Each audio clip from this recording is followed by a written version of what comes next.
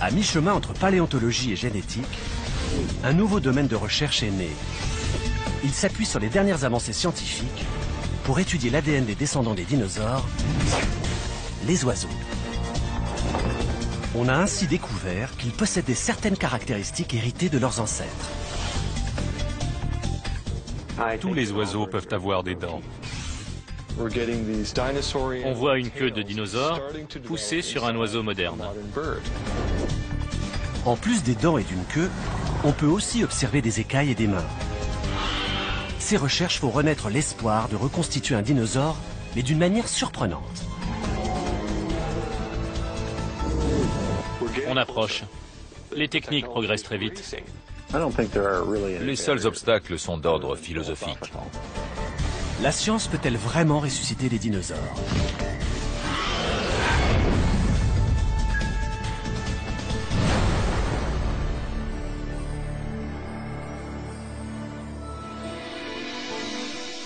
Ramener les dinosaures à la vie semble tenir de la science-fiction. Pourra-t-on réellement relever ce défi un peu fou? Pour y arriver, il faudrait trouver de leur ADN.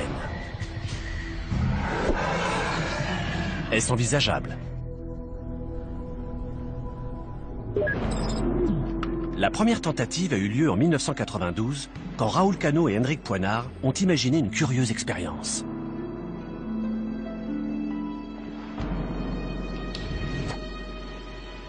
Leur but était d'obtenir l'ADN d'un insecte préhistorique.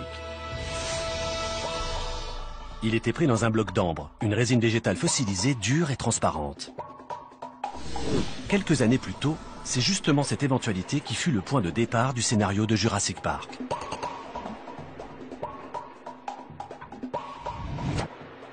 Voici une abeille mélipone âgée de 25 ou 30 millions d'années. Ça, c'est une fourmi. On voit la tête, le thorax et l'abdomen. Ça, c'est une mouche. Ces tissus sont très bien conservés.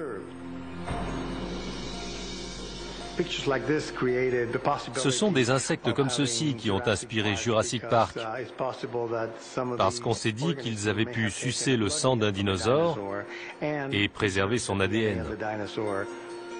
Mais la réalité diverge de la fiction.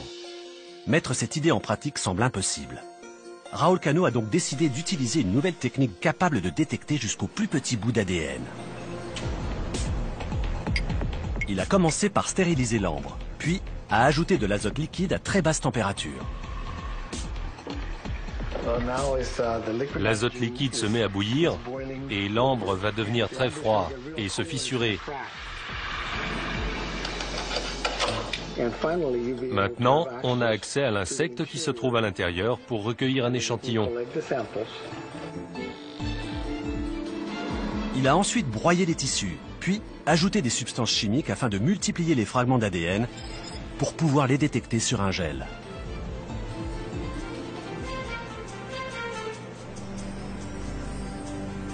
Après de nombreux essais, il est parvenu à récupérer une petite séquence d'ADN sur une abeille vieille d'environ 40 millions d'années.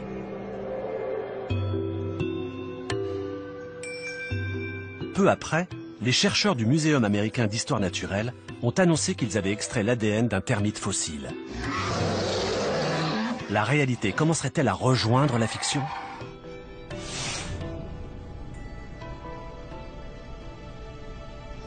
Récupérer de l'ADN de dinosaures semble désormais possible?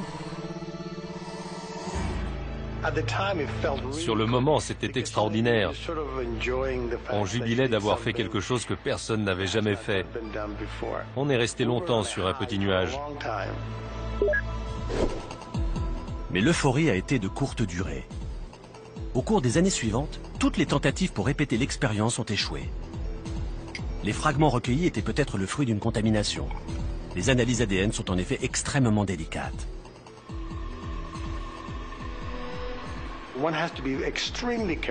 Il faut être très vigilant pour ne pas introduire dans l'échantillon de l'ADN présent dans l'environnement, ou sur vos lèvres, vos cheveux ou vos vêtements. Il y a toujours le risque d'amplifier les mauvaises molécules. La piste de l'ADN conservé dans l'ambre a alors été abandonnée. Mais depuis, les chercheurs sont parvenus à extraire de plus grands fragments d'ADN fossiles sur un mammouth vieux de 40 000 ans et sur des hommes de Néandertal vieux de 45 000 ans. Alors pourquoi pas sur un dinosaure? Le problème est que l'ADN est fragile. Quand les dinosaures se fossilisent, leur ADN se dégrade sous l'action des bactéries, de l'eau, des changements de température ou du rayonnement cosmique. Selon de nombreux chercheurs, l'ADN ne peut pas survivre plus de quelques millions d'années. Ramener les dinosaures à la vie semble donc impossible.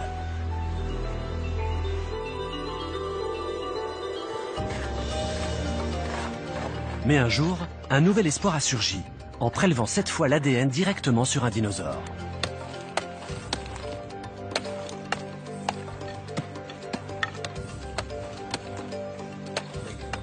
Le célèbre paléontologue Jack Horner a été conseiller scientifique pour le film Jurassic Park.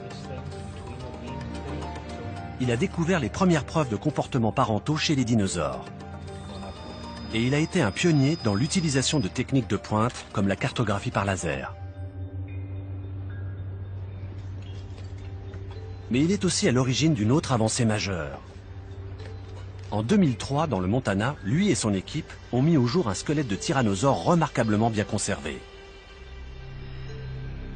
Le site était tellement isolé qu'il a fallu transporter les ossements par hélicoptère. Et le fémur était si lourd qu'il a fallu le casser en deux.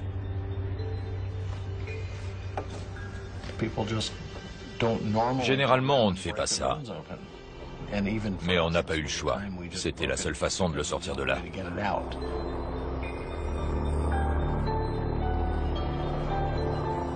Jack Horner a donné un morceau du fémur à la paléontologue Mary Schweitzer. Celle-ci a immédiatement noté la présence d'une structure inhabituelle. Elle ressemblait à un type particulier d'os qu'on ne trouve que chez les oiseaux femelles qui s'apprêtent à pondre. Avec son assistante, Jennifer Whitmire, Mary Schweitzer a tenté une expérience insolite. Plonger cette matière osseuse dans une solution acide pour dissoudre les minéraux présents à la surface. Et 6 heures plus tard, surprise. Mon assistante a été stupéfaite. Quand elle a pris le fragment entre des pinces pour le plonger dans l'eau et stopper la réaction, il s'est étiré, puis rétracté comme un élastique. C'était totalement inhabituel. Cela faisait penser à des tissus mous. Trouver des tissus mous était inimaginable.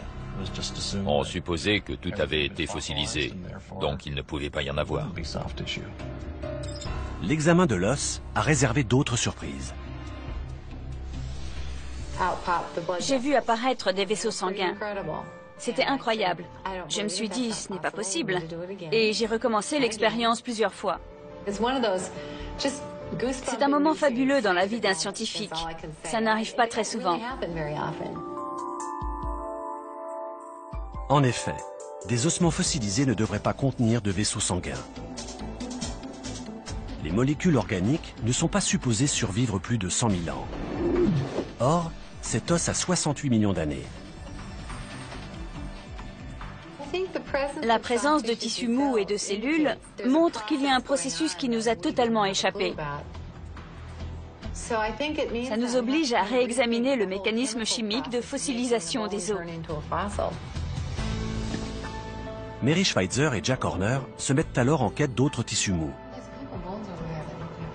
Les ossements conservés dans les muséums contiennent peut-être des tissus de dinosaures, avec des protéines ou même de l'ADN.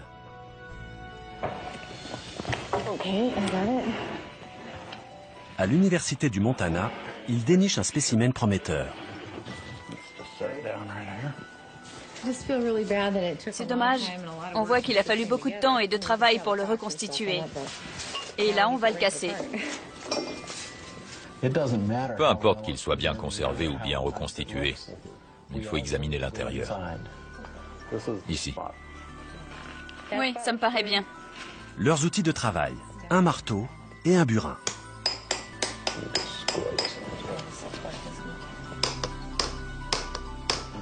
Bon, on va tirer. Prête? Allons-y.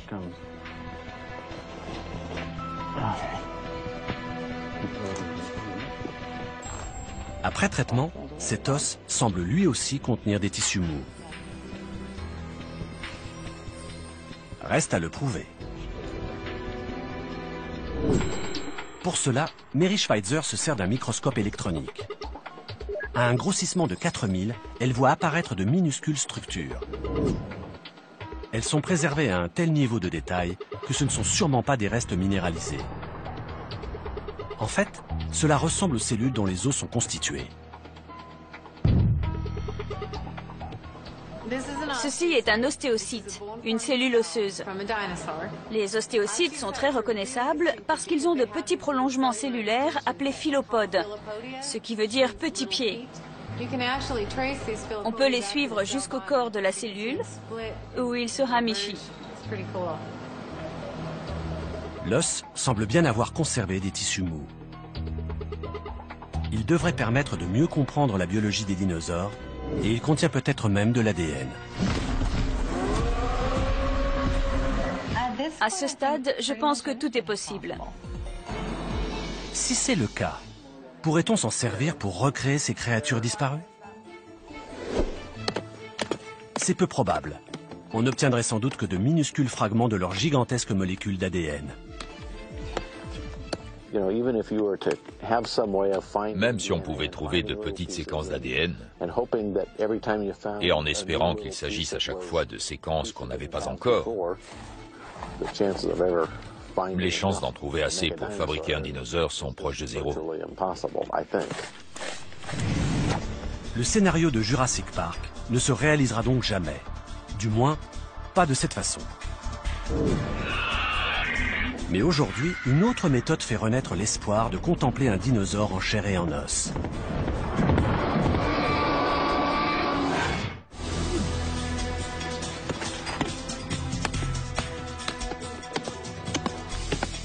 Jack Horner sait que la piste de l'ADN est une impasse.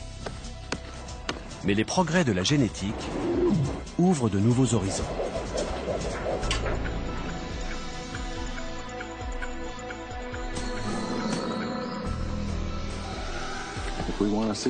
Pour voir un jour un dinosaure, il y a une possibilité. Partir d'un oiseau et travailler à l'envers.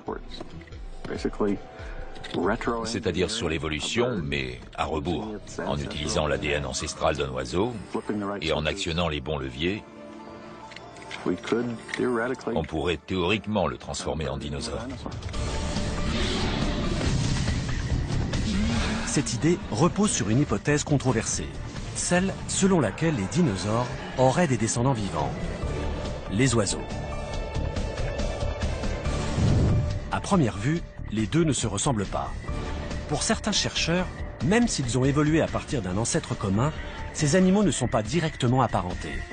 Mais pour Jack Horner, les différences s'estompent après un examen plus approfondi.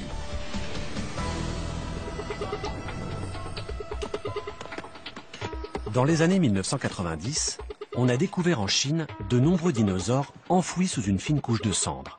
Celle-ci avait préservé certains détails. Des griffes rétractables, des dents ou encore des plumes. Et ce n'est pas tout. Qu'est-ce qui caractérise un oiseau? On pense immédiatement aux plumes. Mais certains dinosaures en avaient. Donc ce n'est pas propre aux oiseaux. Ensuite, on pense aux os creux. Mais les dinosaures théropodes en avaient aussi. Des œufs oblongs, les dinosaures en avaient aussi. Et la liste n'en finit pas. Presque toutes les caractéristiques que les oiseaux possèdent, les dinosaures les avaient avant eux. Aujourd'hui, la plupart des paléontologues pensent que les oiseaux descendent des raptors, un groupe de théropodes qui comprenait le vélociraptor. Salut toi, viens par ici. Pour Jack Horner et certains de ses collègues, il y a un moyen infaillible de prouver que les oiseaux viennent des dinosaures. Remonter le cours de l'évolution et créer un dinosaure à partir d'un oiseau.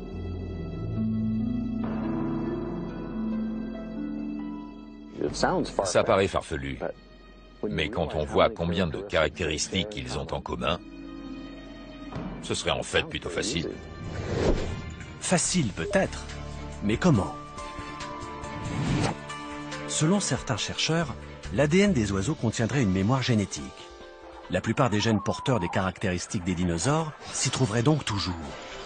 Ils seraient en quelque sorte simplement endormis ou légèrement modifiés.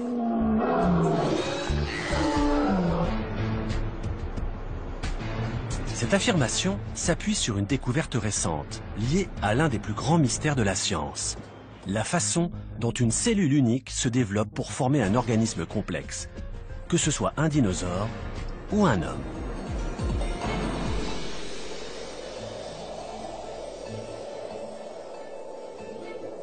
Notre ADN humain est une immense molécule. Les biologistes ont donc longtemps supposé que nous possédions environ 100 000 gènes. Ils ont dû revoir leur jugement quand le génome humain a été décodé. Sean Carroll est généticien.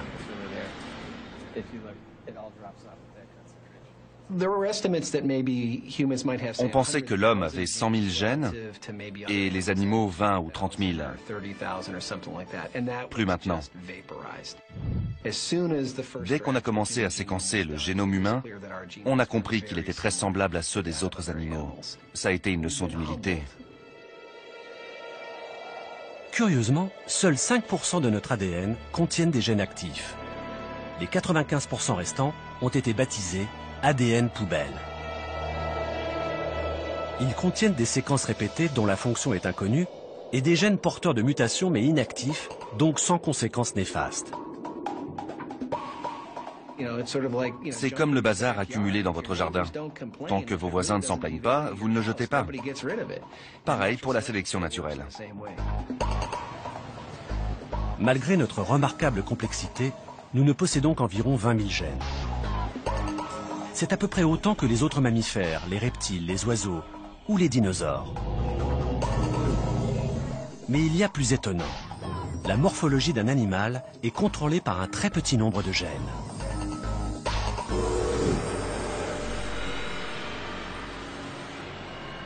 Une seule mutation peut donc entraîner une transformation radicale, comme l'explique Sean Carroll.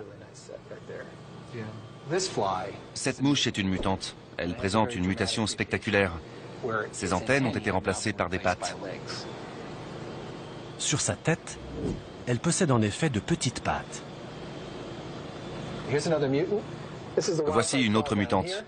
Cette mouche-ci a de belles ailes. Et voyez la mutante? Pas d'ailes. Ces mutations montrent que chez la mouche, 8 gènes seulement façonnent les principales parties du corps. On les appelle les gènes OX.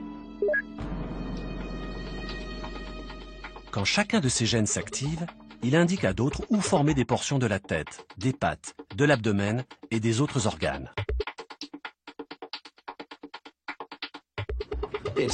Un tout petit bout du chromosome de la mouche contient tous ces gènes architectes. Autre surprise encore plus grande. Les autres animaux ont aussi des gènes OX très similaires. D'après ce qu'on sait, la même boîte à outils a permis de fabriquer tous les vertébrés. Les poissons, les dinosaures, les éléphants, les souris et nous, les hommes. C'est peu de dire que cette découverte a ébahi les biologistes. En tout, 1 millier de gènes seulement contrôlent l'architecture corporelle de tous les vertébrés. De petits changements peuvent donc avoir des effets considérables.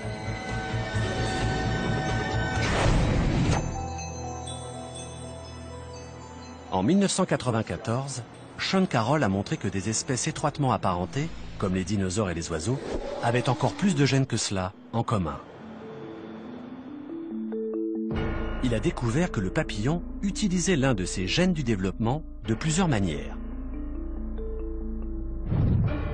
Chez la chenille, ce gène dit au corps où former des antennes et des pattes. Mais quand la chenille se transforme en papillon, ce même gène dit cette fois aux ailes où faire apparaître des taches. Regardez bien les taches vertes. Voilà. Chacune devient cette région blanche, le centre de chaque œil. Dans l'ensemble, c'est comme ça que l'évolution fonctionne, en faisant du neuf avec du vieux. Ce phénomène expliquerait l'un des plus grands mystères de l'évolution, l'acquisition de nouvelles caractéristiques. Souvent, ce n'est pas en acquérant de nouveaux gènes que de nouvelles espèces apparaissent. Elles utilisent juste leurs gènes différemment et changent le moment ou le lieu où ils s'activent et se désactivent.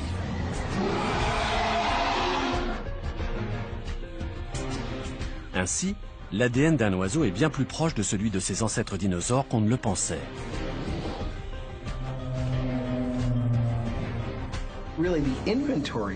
Les gènes d'un oiseau sont très similaires à ceux d'un dinosaure. Il n'y a que l'emploi des gènes du développement qui change. Il existe une continuité génétique entre les oiseaux et les dinosaures. Ce sont de petites modifications au cours du développement qui font la différence entre un poulet et un tyrannosaure. Ces découvertes mènent donc à une conclusion surprenante. Le génome d'un oiseau est fondamentalement identique à celui d'un dinosaure. Il suffit de le manipuler un peu et on devrait obtenir un dinosaure. Faire revivre les dinosaures paraît soudain bien plus facile.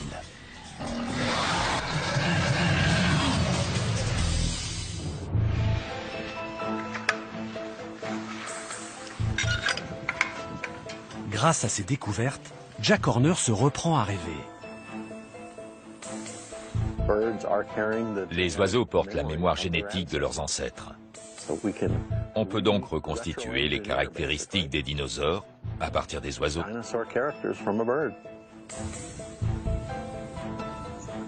Cette idée est confortée par certaines expériences déjà en cours.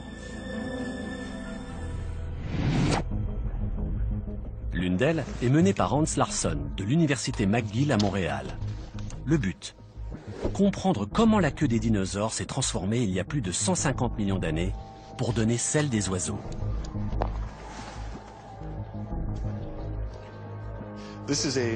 Cet albertosaure est un parent du tyrannosaure. Il possède une queue qui commence ici, aux hanches, et comprend environ 35 vertèbres. Si on prend le tout premier oiseau, l'Archéoptérix, sa queue possède environ 15 vertèbres. Chez les oiseaux modernes, comme le poulet, il n'y a plus que 5 à 8 vertèbres. Comme cette transition s'est faite sur une très courte période, je suis sûr que le poulet et tous les oiseaux modernes ont la capacité d'acquérir une longue queue de dinosaure.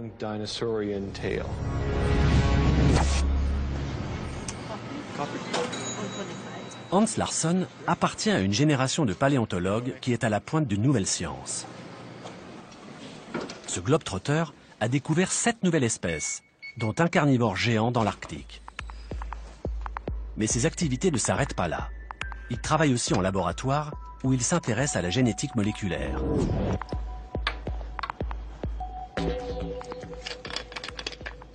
Il a notamment étudié la façon dont la queue des poulets se forme. Pour cela, il a examiné des embryons à différents stades de leur développement. Sur un embryon d'1 jour et demi, il a fait une curieuse découverte.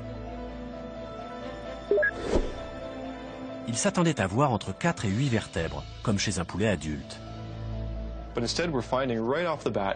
En fait, on observe jusqu'à 16 vertèbres parfaitement formées sur cet embryon.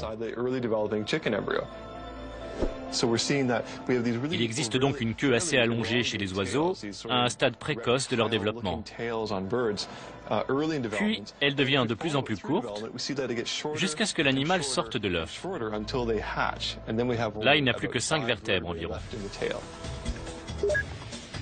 L'embryon de poulet possède donc une queue presque aussi longue que l'Archéoptérix. Ce dernier constituerait-il le chaînon entre les dinosaures et les oiseaux ? Depuis environ 150 millions d'années, ce genre de queue a disparu chez les oiseaux, mais ils la possèdent toujours au stade embryonnaire. Pour aller plus loin, Hans Larsson a tenté d'inverser le cours de l'évolution en faisant pousser une longue queue de dinosaure sur un poulet. Il a commencé par identifier les gènes qui pourraient être impliqués dans la croissance de la queue. Que se passerait-il si ces gènes s'exprimaient jusqu'au bout ? Pour le savoir, il a injecté dans un embryon la protéine que chaque gène fabriquerait s'il restait actif au lieu de se désactiver.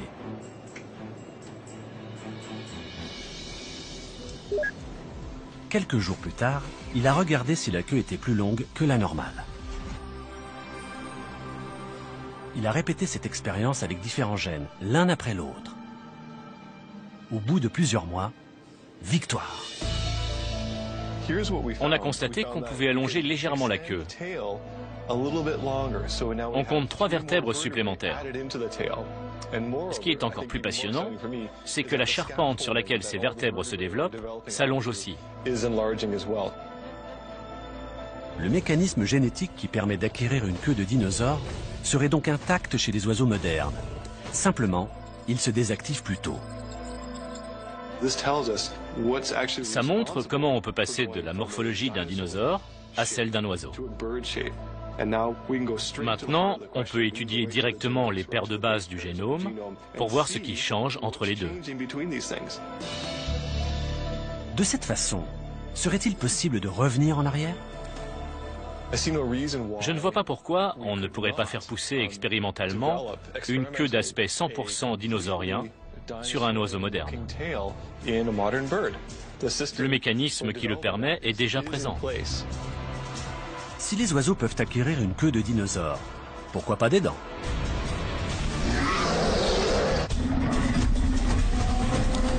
L'ADN d'un oiseau contient-il d'autres traits propres aux dinosaures?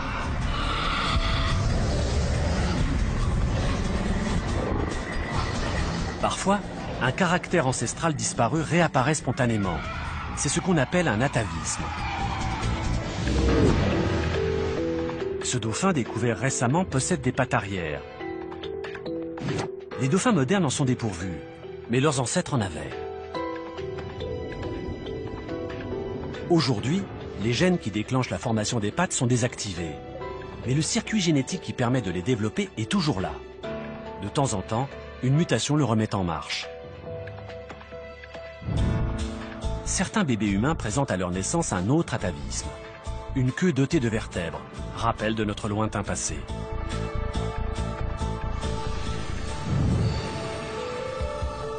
En 2005, Matt Harris et John Fallon de l'Université du Wisconsin ont découvert un nouvel atavisme. Un autre lien entre les oiseaux et les dinosaures. À l'époque, Matt Harris fait des recherches sur les poulets mutants.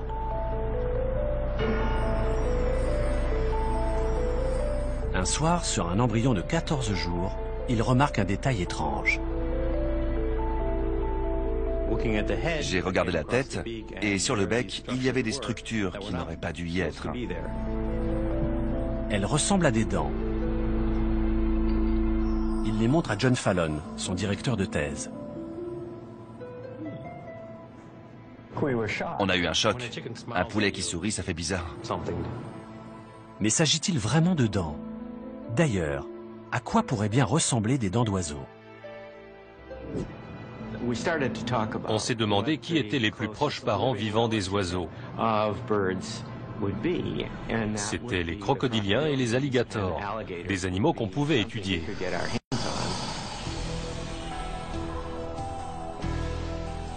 Les deux hommes dissèquent le bec pour examiner les mystérieuses structures. Elles sont en forme de sabre, comme celles des alligators.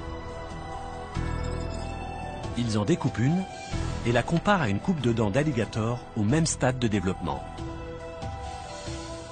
On voit ici, chez cet embryon d'alligator, de petites bosses qui sont en fait des dents en formation.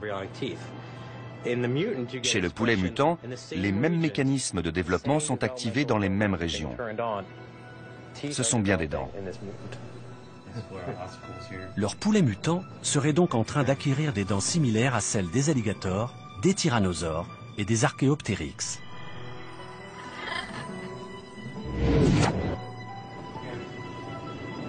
Tous les poulets possèdent-ils encore ces attributs hérités des dinosaures? Pour le savoir, Matt Harris tente de faire pousser des dents sur un poulet normal.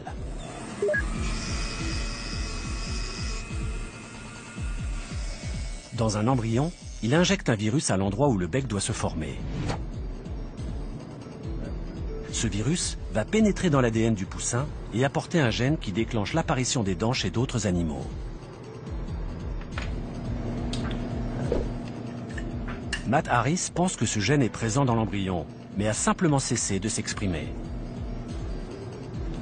Son expérience est un coup de poker.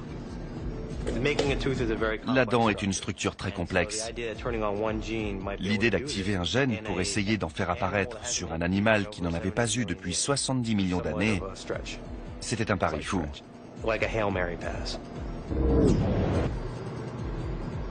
2 semaines plus tard, il examine l'embryon.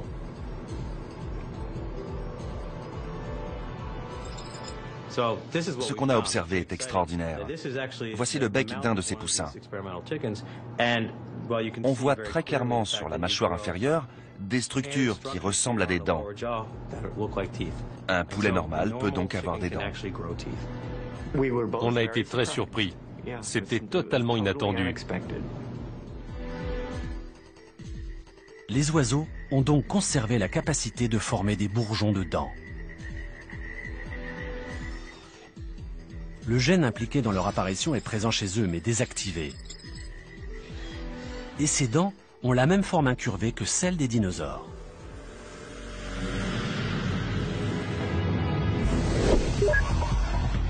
De plus, les recherches indiquent que les oiseaux ont gardé d'autres caractères physiques ancestraux. Autant d'atouts supplémentaires pour arriver à faire revivre les dinosaures.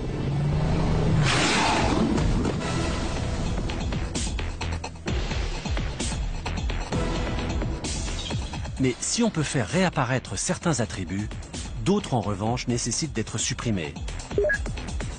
Les plumes, par exemple. Justement, de nouvelles expériences montrent qu'on pourrait donner aux oiseaux une peau écailleuse comme celle d'un tricératops ou d'un tyrannosaure. Matt Harris et John Fallon pensent avoir découvert le gène qui a transformé les écailles des dinosaures en plumes. Le premier indice leur a été fourni par une espèce ancienne de poule chinoise, la poule soie. Elle possède des plumes primitives proches de celles que devaient porter les dinosaures. Mais cet animal présente aussi des différences frappantes avec les autres oiseaux. Quand on regarde une poule normale, on voit des écailles sur les pattes, alors que la poule soie a des plumes. Les oiseaux possèdent donc des gènes qui permettent de fabriquer les deux. En outre, les écailles et les plumes ont un autre point commun. Elles sont faites de la même protéine, la kératine, qu'on trouve aussi dans nos ongles. Avec d'autres chercheurs, Matt Harris a découvert que 2 gènes intervenaient dans le développement des plumes. Il a donc eu une idée. Essayer de faire pousser des plumes sur les pattes d'un poulet en activant l'un de ces 2 gènes.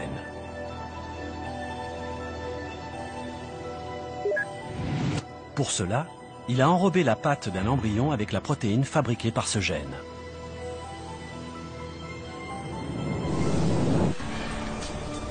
En bleu, voici le résultat, l'apparition de plumes primitives. Elles ont poussé à la place des écailles.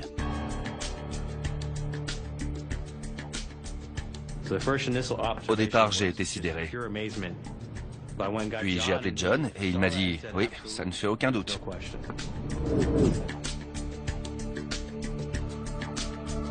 Ces recherches révèlent quelles modifications génétiques ont provoqué l'évolution des écailles en plumes. À l'inverse, une légère manipulation pourrait permettre de repartir en arrière et de remplacer les plumes d'un oiseau par une peau écailleuse. Je pense qu'on finira par y arriver. Les informations génétiques nécessaires existent chez les oiseaux. Si leurs ancêtres avaient des écailles, on devrait pouvoir en faire pousser sur eux. Une autre différence entre les dinosaures et les oiseaux semble plus difficile à combler. Les premiers possèdent des mains, alors que les seconds ont des ailes. Or, ces deux attributs aussi sont génétiquement semblables. Les dinosaures étroitement apparentés aux oiseaux possèdent 3 doigts très allongés. 1, 2 et 3. Ces doigts sont parfaits pour saisir les proies. Si on prend les oiseaux modernes, eux aussi ont 3 doigts, même si on ne les voit pas toujours.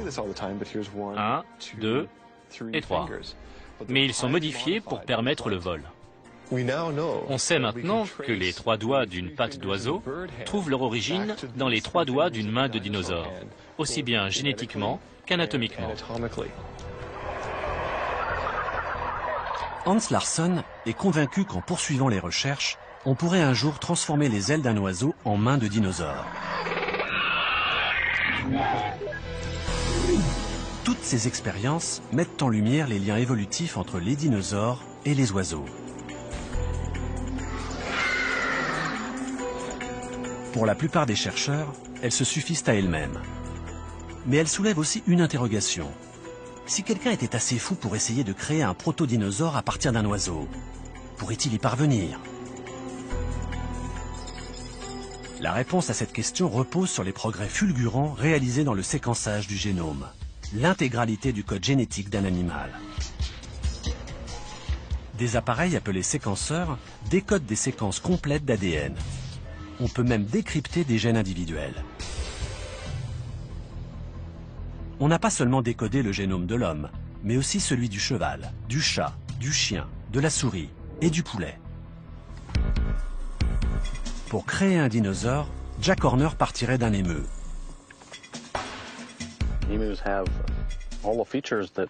Les émeus possèdent toutes les caractéristiques qui permettraient de fabriquer un dinosaure de la taille d'un vélociraptor. Ils sont suffisamment gros.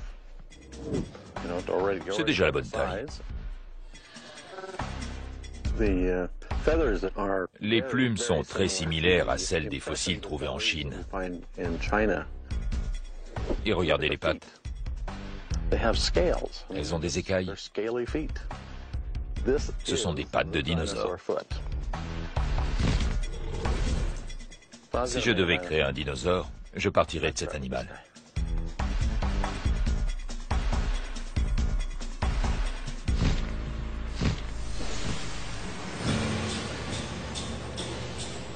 On commencerait par ajouter au génome de l'émeu certains caractères. On pourrait le doter d'une queue, allonger ses membres antérieurs et remplacer ses ailes par des mains. On pourrait lui donner une peau écailleuse ou des protoplumes, comme de nombreux raptors en possédaient. On pourrait renforcer ses pattes arrière et même lui donner des dents et peut-être le système digestif d'un oiseau carnivore comme le vautour. Cet animal ressemblerait énormément à un dinosaure. On pourrait l'appeler l'émeuosaure. Mais serait-il vraiment pareil à un dinosaure? Physiquement, il pourrait évoquer le troodon. Et les vestiges fossiles montrent que des comportements aviaires existaient déjà chez les dinosaures. Ils s'occupaient de leurs œufs, vivaient en groupe et consommaient des charognes. Les oiseaux prennent soin de leurs petits. Les dinosaures le faisaient aussi. Les oiseaux sont très sociables. Les dinosaures l'étaient aussi. Tous les comportements découverts chez les dinosaures sont similaires à ceux des oiseaux. Selon Hans Larsson, certains comportements nouveaux pourraient même apparaître spontanément. Si on fait pousser une longue queue sur un embryon d'oiseau, son comportement pourrait changer pour s'adapter à ce nouvel attribut. Il ne présenterait sans doute pas, comme les dinosaures, un cerveau plus petit et des structures et des connexions cérébrales différentes. Mais il pourrait changer de comportement, même très légèrement, pour mieux s'adapter à la nouvelle forme de son corps. C'est peut-être d'ailleurs ce que les dinosaures ont fait. Et son intelligence? Selon Jack Horner, l'organisation sociale et l'intellect des dinosaures n'étaient pas supérieurs à ceux des oiseaux. Certains oiseaux sont même sans doute plus intelligents.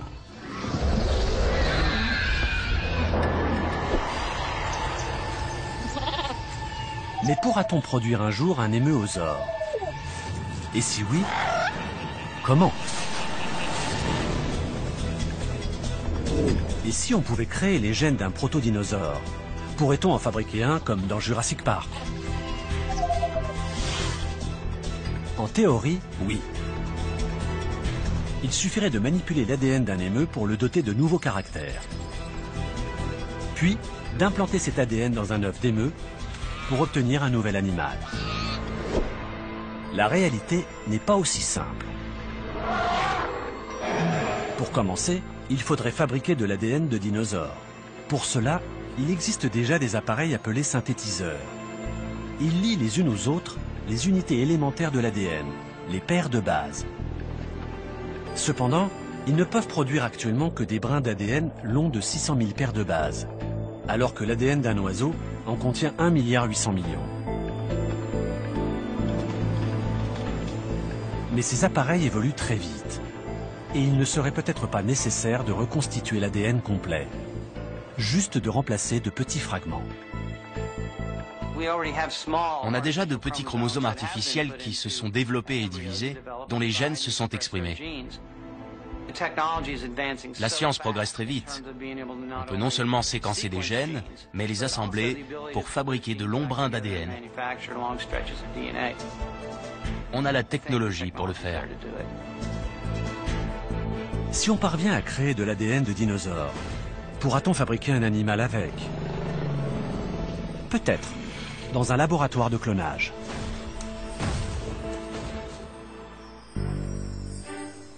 Mark Westhuizen est un spécialiste en la matière.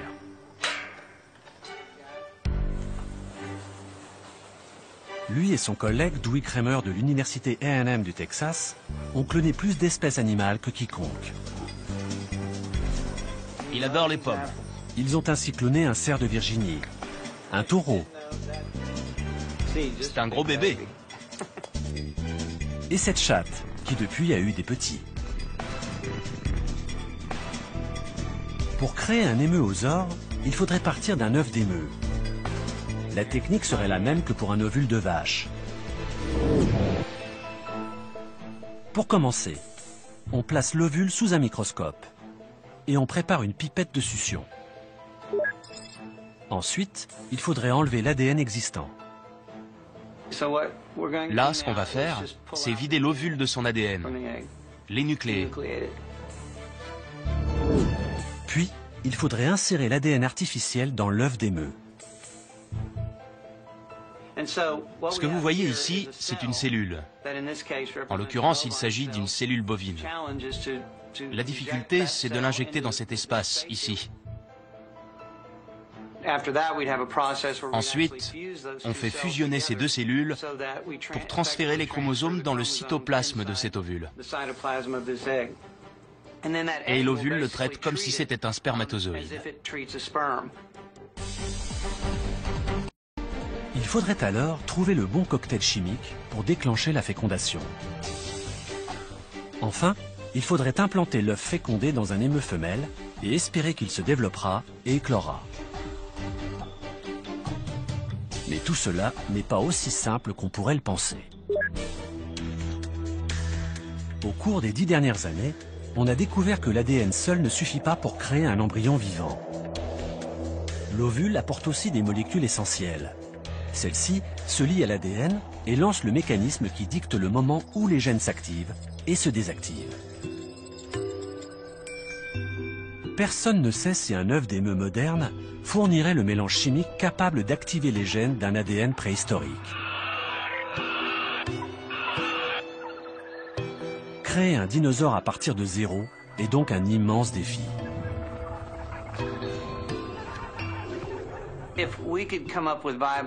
Si on peut obtenir de l'ADN viable, l'un des éléments essentiels de l'équation, on peut raisonnablement supposer qu'on y arrivera. Jusqu'ici, tout indique que c'est faisable. Our scientists have done things which nobody's ever done before. Yeah, but your scientists were so preoccupied with whether or not they could, they didn't stop to think if they should. Aujourd'hui, aucun chercheur n'essaie de créer un animal de parc d'attractions comme dans Jurassic Park.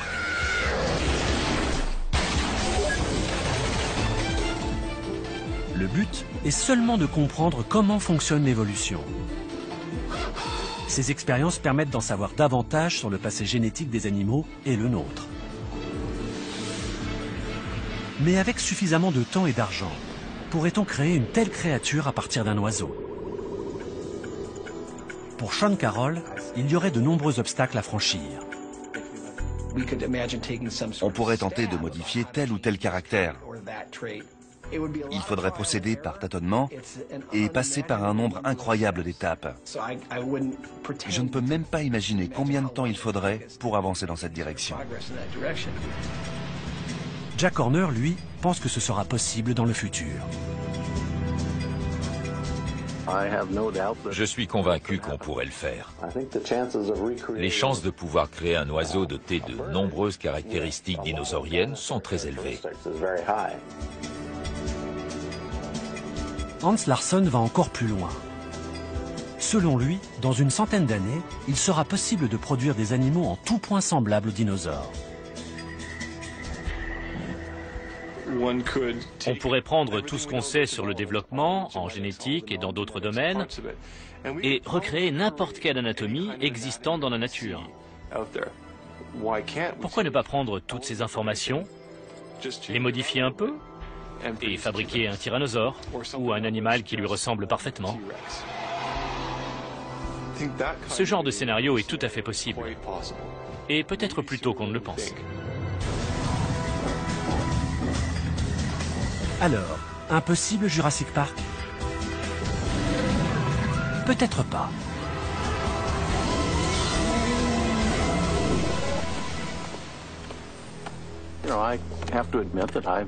J'avoue avoir déjà imaginé monter sur une estrade pour donner une conférence avec en laisse un petit poulettosaure, si je puis dire.